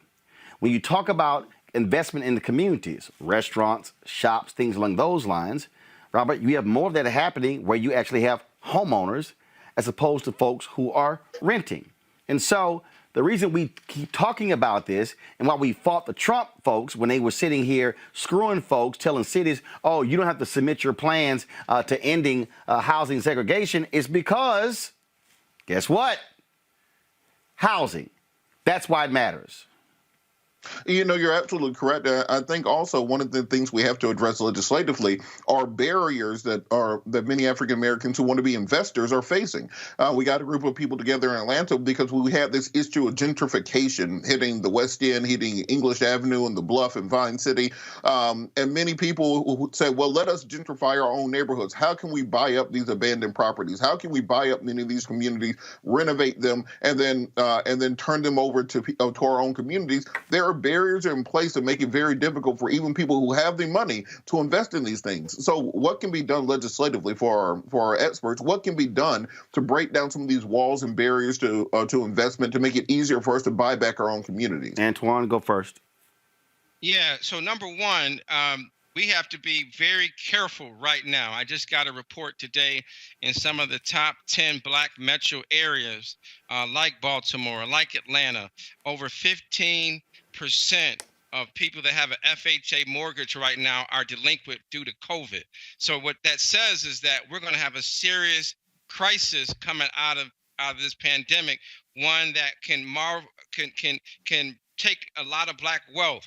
So we have to make sure, as you just indicated, there are Black real estate professionals like out of the National Association of Real Estate Brokers.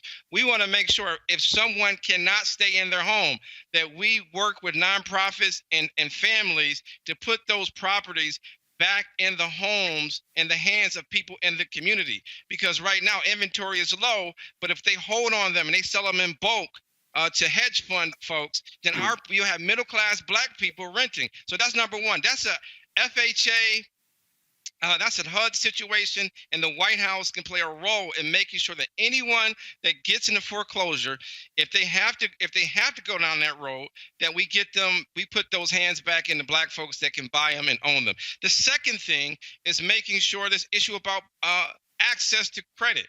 We have a credit underwriting system that is over 30 years old. We didn't have smartphones back there. We've updated so many things, but the models for which we price mortgages, the credit underwriting system is antiquated. I just watched yesterday, FICO did a panel, and one of the Republican members of Congress, Congressman McHenry, talked about how the credit underwriting system dates back to the 70s. So that's locking Black people out of that system. So when we do get a house, it's too expensive, right? And then on top of that, as you just talked about, when we have lower home ownership rates, that means when people think about opening a restaurant or a store or a school, it makes it more difficult for us to get those investments. So we're on this vicious cycle. And I'm going to borrow a quote from Roland Martin.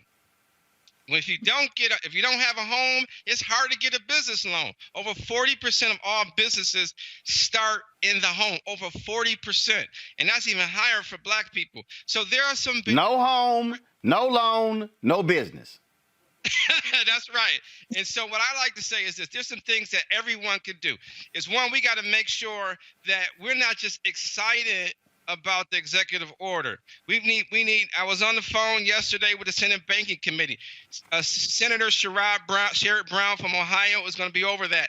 We need his committee, when he takes over in a few days or so, that they have a hearing on Black home ownership, that the Congresswoman Waters continues her strong leadership on that, and that we get not only some executive orders, but they need to have a round table with all the top 100 lenders at the White House and bring some real estate professionals there, not just activists, but people that put people in homes. Got it. You talk to all the feel-good people, but you don't talk to the people that's putting people in homes every day, right? When they don't go to the white community and go talk to non-real estate people and non-developers, they go to them. And so we got to change that situation. We're going to keep swinging. We're going to work with them, salute them when they're right, and be on their case when they ain't doing it. Monique Presley, the reason I'm bringing this, and I want you to comment on this here, then Adrian, I'm going to go to you.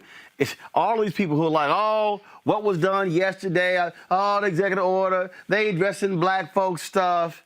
Again, we're not even 1 week into the new administration. Executive orders serve one purpose. Legislation serves another purpose.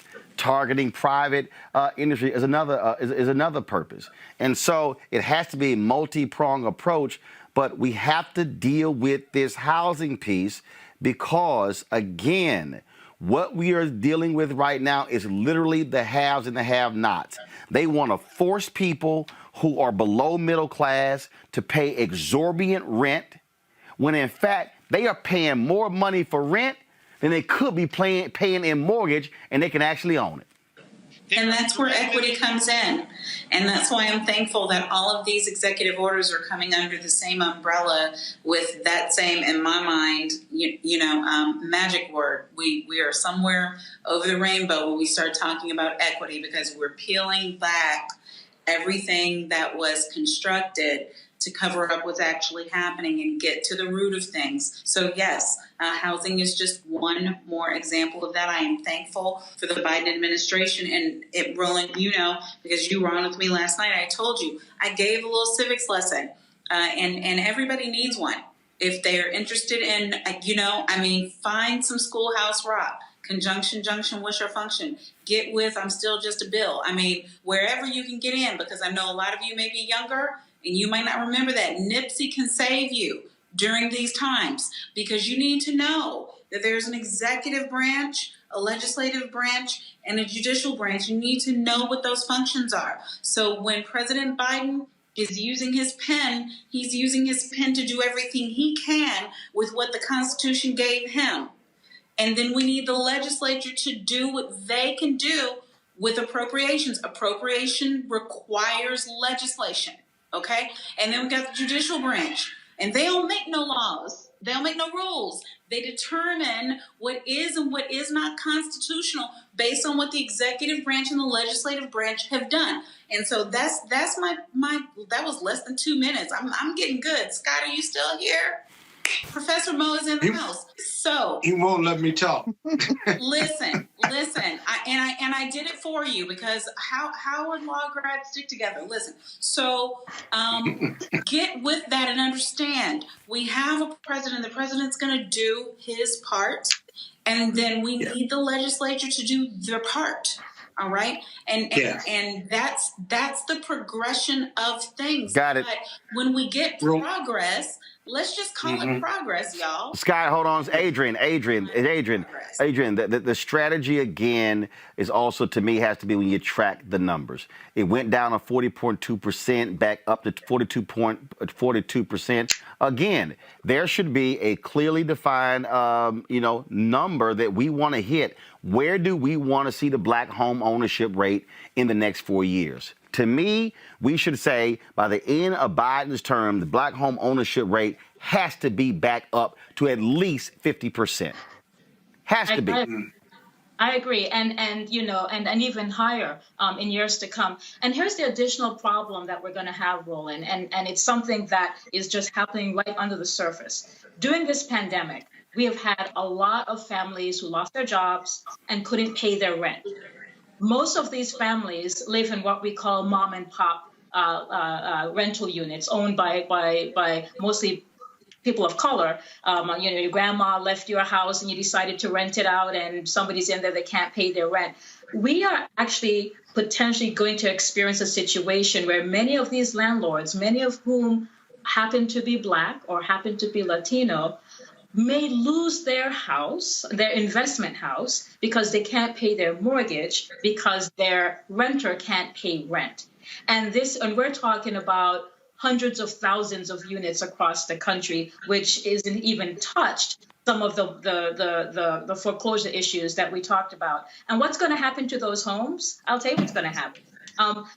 Folks are going to come in, they're going to purchase homes, and they're going to put them back in the market, split them into condos, and put them at higher rents, thereby locking out a lot of the same folks who are renting there. So this housing crisis is even more than what we're experiencing right now. It has the potential to be exponentially worse in the months to come. And yes, we have to make sure that Senator Brown is doing exactly what he says he's going to do. We know that Ms. Chairperson Waters is on it. She is very aggressive on these issues, so we know she's going to do the right thing. But we have to be we have to pay attention to it as well and make sure that our mayors, our governors, and all of our legislators are making sure that these homeowners stay in place so we don't exacerbate the problem. We want to grow, not move backwards. Scott? Yeah, just real quick, just to supplement what your last guest said, what I was going to say is whatever you're asking Biden and the federal legislature to do, make sure we focus at the state level and local level, who have these housing regulations, who regulate essentially what housing developers can do, right, to ensure and encourage Black ownership, access to capital, credit repair, and what have you. Because those rules and regs at the local and state level dictate how much affordable housing developers can certainly put in place. And so pressure needs to be at the state and local level. Pressure needs to be on these housing developers to make them do the right thing. They don't always. And then lastly, on the credit access to credit issue, if you don't have good credit, there are mechanisms and ways to fix bad credit, to turn it into good credit within 3, 6, 9, 12 months. So many of our communities of color and people who are there don't understand that, don't know how to do it. And so we need to focus on that. You can have a bad credit report, but it doesn't have to stay that way. Well, one of the things, and I'll say this here to close this segment out, one of the things that Congresswoman Maxine Waters has been doing has been dealing with those credit report agencies because one of the biggest problems in this country that these are institutions that keep their algorithms private. So you don't know what in the hell, how in the hell they operate. And so she's been really leading the effort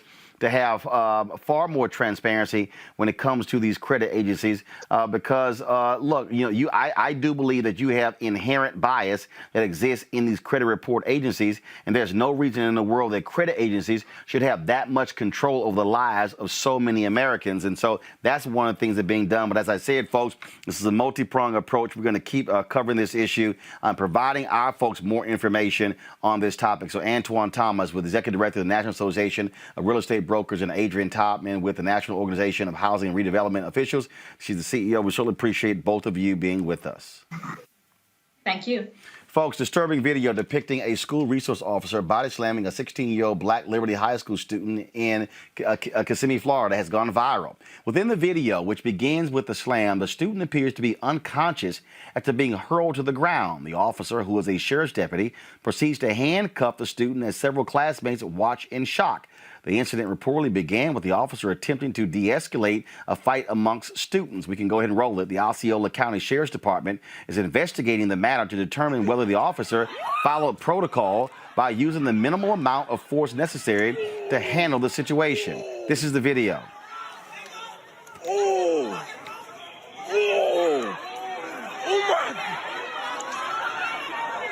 my God!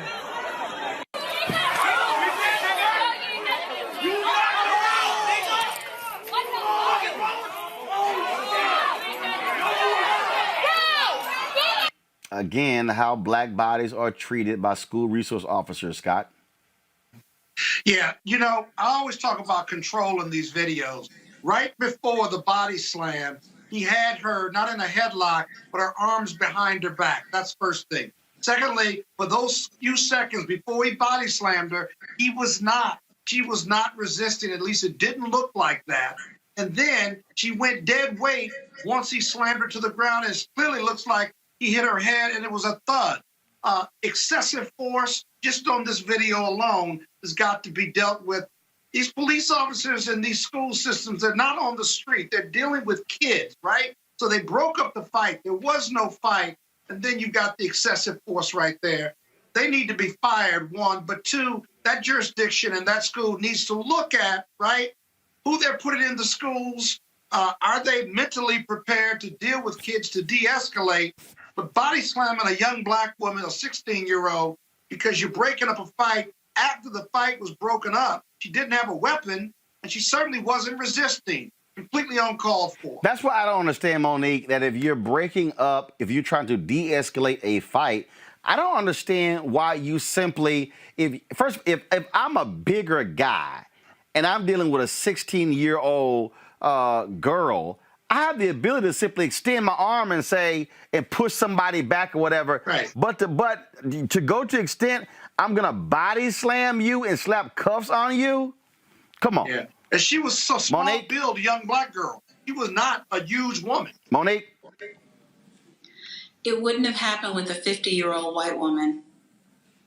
So it's not to me. I understand. I agree with everything that my brother Scott said, but it's not about what they were permitted to do, what would have been justified, what force was reasonable.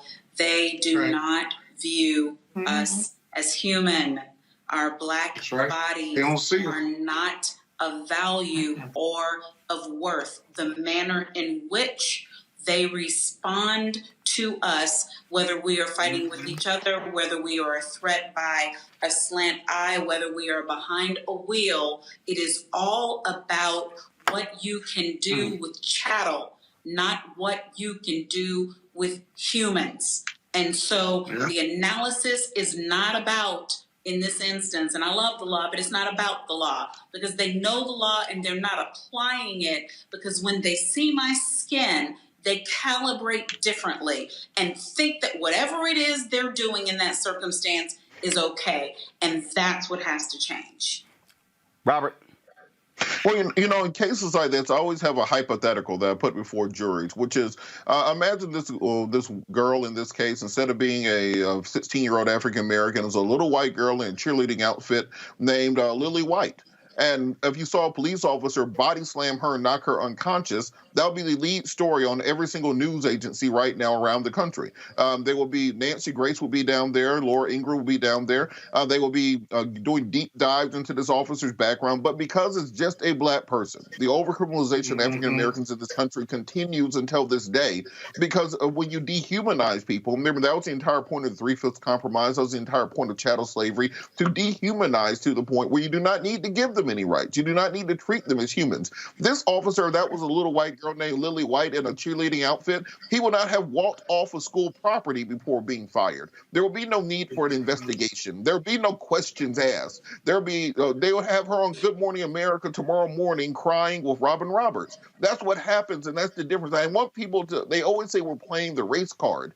Well, if you don't want people playing the race card, stop beating up black people. That's the easiest way around the situation. If you don't like to hear about racism, stop being racist. So we have to start, we have to take these cases seriously. We have to go after, and this is why this question of qualified immunity is so important, because that young woman should be able to bankrupt that cop.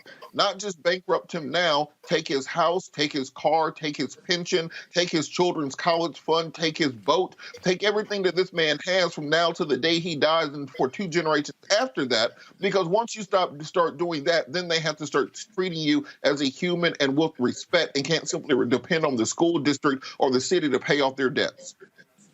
Yeah, and Roland, that's not the first video we've seen where the police have just kind of walked up and body slammed somebody. You have a video of a older kind of homeless man that was in a field talking to the police, and then the sergeant just got out of the car, walked up, wasn't part of the conversation, and just body slammed this brother, where he started crying and was asking, what did I do? What did I do? So it's not uncommon that's that police move when you're standing there having a conversation, whether you're asserting your rights or not. It's just completely inappropriate. That standard of review that Kamala Harris's legislation has, instead of reasonable force, the standard of review, the federal standard of review, what it should be is necessary force. That force he used in that video was completely unnecessary. And we certainly will see what the investigation reveals, which likely they will probably say, and we'll let them off. Folks, finally, there's a black woman who's a CEO of a Fortune 500 company again. Walgreens. Go Rise! My classmate from Morehouse and Go Spelman. Rise! Can I please tell everybody else the story? One more thing. Can I please tell everybody else the story? Thank you very much. Okay, thank you. Kill microphones. Walgreens has tapped Starbucks operating chief Roland Brewer as its next CEO. Once Brewer steps into her position, she will be the only black woman leading a Fortune 500 company. Before her was Ursula Burns, who stepped down when Xerox was sold. Now, Brewer is also chairwoman of Spelman College's Board of Trustees, and previously she was the director at Lockheed Martin and Molson Coors Beverage. Now, the announcement comes as investors, regulators, and activists have been pushing for more diversity in corporate America. Brewer is slated to take on her new role as the CEO of Walgreens in late February. You might remember she also was, before she went to Starbucks, the CEO of Sam's Club with Walmart. Okay, now, Monique, go. Man, congratulations, Queen Roz. I am so happy, and I am just thankful that I have been on this journey and able to see from not a distance what it's like for a sister to rise and rise and rise. And I've been watching for at least 10 years, for Roland, for Scott, whoever's on here, my cousin Millie, and Queen Roz Brewer are dear friends, and so that's how I was able to meet her. So we've been able to share and partake in conversation and in joyous times and in conversations about what it means to be a black woman in America who is rising, whether anybody likes it or not. And so she's surrounded by so many other people who have supported her, but what she's doing, man, it's amazing. And Starbucks lost, it, is Walgreens gain. And I can't explain my joy. Congratulations to you, Roland Brewer. Well done. All right, Scott, go ahead since you were hollering earlier. Good sister from Detroit, Michigan. Detroit. Class of 84, Spelman. Just really, really good people. Roz is who she was in 84, same personality, very down to earth, but intellect sharp as ever, fearless and committed to her community, and can't be more proud. She married to a pie chapter nuke from Morehouse. I made him. He's good people. He's a leading businessman in Atlanta. And that's really relevant. Can't say enough. Can you stay focused on her? That's really relevant.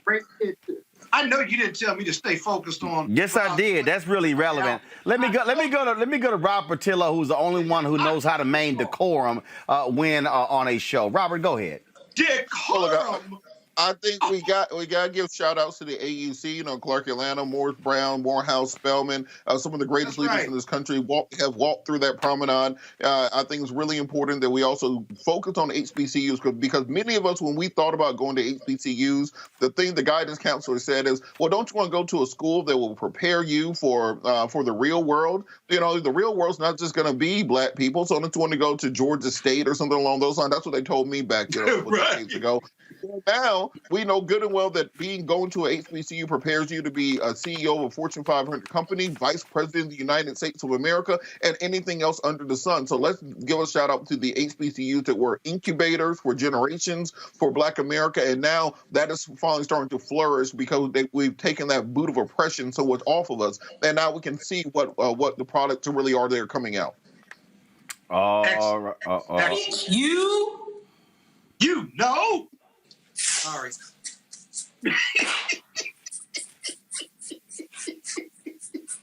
You Negroes. Can I come back next week? Hell no. we all need a break. Let me read some letters here. Monica says, "I enjoy your show and want to support its continuation." So, Monica, thank you for joining our Bring the Funk fan club. Somebody says, "Is there any way we can cut down on the intro? It lasts about 4 minutes." First of all, it don't. Then the person goes, 4 minutes of dead time. Let me explain to you, Ronald Copeland, to have the intro when we go live, what we're doing is we're connecting to YouTube, Facebook, and Periscope. So if we just go live immediately, then we haven't fully connected. So we do a countdown in order for us to connect on all the platforms. Then once we get the signal, we are live on all platforms. Then we're able to go live with the show. So that's why it's a countdown clock, Robert. All right, just want to help you out with that one. Dear Mr. Martin, I enjoy your program. I've learned about policies from you. I thank you for that. Finally, my mother is staying with me. And if you're not on every night, I have hell to pay. Look, your mama should continue to give you hell. And this is Shadow Saluski. Is that what it is? So, yeah. Or is it Sharon? Sharon, your mama should give you hell. So listen to your mama. Watch Roland Martin. I keep telling y'all, okay? Scott gonna learn this one day. When you get in good with the mamas, you get in good with the family. But he never learned that. All right, let me, next letter. I'm a new listener. I really enjoy your show. I'm a history buff, so I hope that you will, in the future, include some of our famous historians in exposing our people to our glorious African past. Keep up the good work. That's Carol. I appreciate that, Carol. Roland, thank you for standing strong, speaking up and out in all that you do, showing and teaching us how it should be done. You hear that, Scott? You continue to be in my prayers. Check and close. Vivian, I appreciate that as well. And you know, I was going to do some money this week. I really was. Scott, we had to force you to give money last year, so don't even try it. Let's see. Betty Martin, no relation. Port St. Lucia. Donations. Stay strong. Keep fighting. No relation?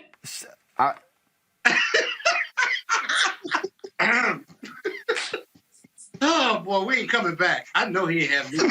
May as well go out with bang. Jackie, next week, feel free to book Robert, but find me 2 of the panelists for next Wednesday. Stay strong, keep fighting the good fight. Thank you very much. And this is my small way of getting involved. Also, thank you for what you're doing for us as a people. Sincerely, May Robertson. P.S. May God bless. Y'all, I appreciate that. All of y'all want to support Roland Martin Unfiltered, please join our Bring the Funk fan club. It allows for us to be able to afford the equipment, the Skype equipment, to be able to bring in, unfortunately, folk like Scott, Monique, and Robert. If y'all want to support us, yeah, I know it's a little rough. I know, y'all. It's hard dealing with some of these black people. Woo!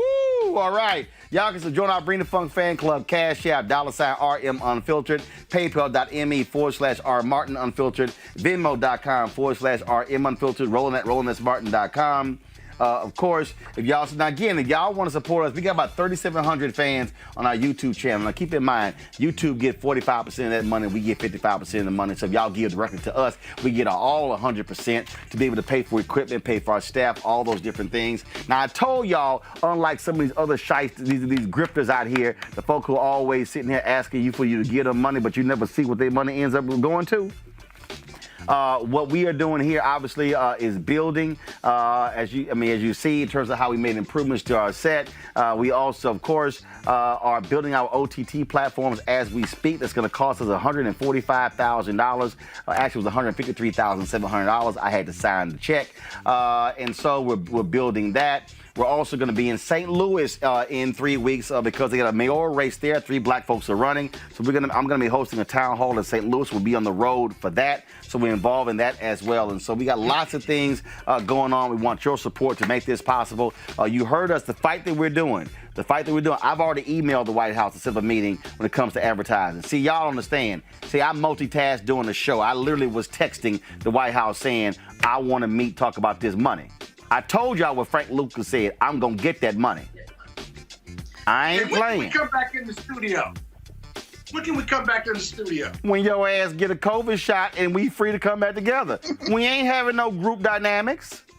If I get a vaccine, I can come back in. Right? No, you can't. No. I don't want you in then. I'm going to hire me a lawyer. Go on, hire you a lawyer. I'm gonna get a lawyer on your ass. Okay, go ahead. And I'm gonna get a, wait a minute. And I'm gonna respond. My lawyer will respond to your little ass. Thank you so very much. I'll see y'all tomorrow. Holla!